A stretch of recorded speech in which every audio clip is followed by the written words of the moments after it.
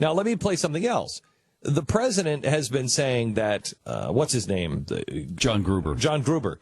That Gruber is a nobody. He didn't work for it. We don't even know him. We don't even know him. Who is this guy? Healthcare, schmelthcare. What? We were lying? No, of course not. You can keep your health insurance. Let's not look too deeply into that.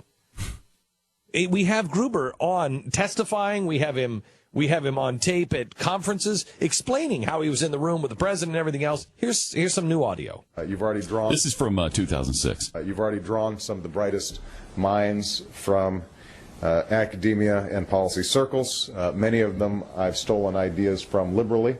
People ranging from Robert Gordon to Austin Goolsbee, John Gruber, my dear friend Jim Wallace here, who can talk, I think, who can inform what are sometimes dry policy debates with a prophetic voice. And listen to the radicals. Jim Wallace. John Gruber. And John Gruber. And so the president, Goolsbee, he's sitting there saying, these guys right here. I stolen ideas from liberally. I steal ideas. Now the president's trying to say he had nothing to do with him.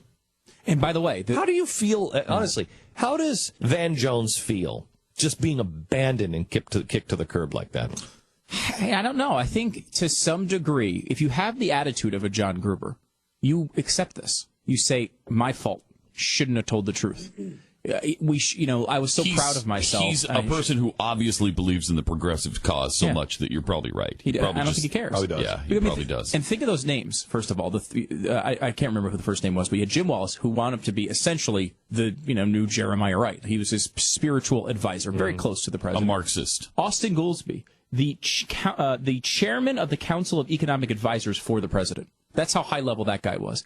And John Gruber mentioned in that same sentence, and mentioned the way he was mentioned. Remember, Gruber's whole point was, we have this policy that we want to do, but we have to find a way to get it done. Because the American people don't want it. Right. We have to essentially predict the future that they won't want it, and then figure out a way to get it done. What is his? Give me that. Can you play it one more time? Listen to the way he describes what they do for him. You've already drawn some of the brightest minds from academia and policy circles. Many of them I've stolen ideas from liberally. All right. People ranging from Robert Gordon to Austin Goolsbee, John Gruber, my dear friend Jim Wallace here, who can talk, I think, who can inform what are sometimes dry policy debates with a prophetic voice. Yeah.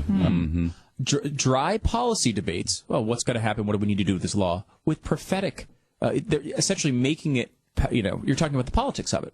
That's the lying that we've all been complaining about. You're talking about making it so they can't necessarily tell, predicting how people will react and bring it back. I mean, that's exactly what he talked about. Oh, I don't think he means it that way. I think he means that with a prophetic voice about this is our responsibility. God is telling us to do these things. Yeah, maybe. Could be that too. I mean, I don't know. I don't.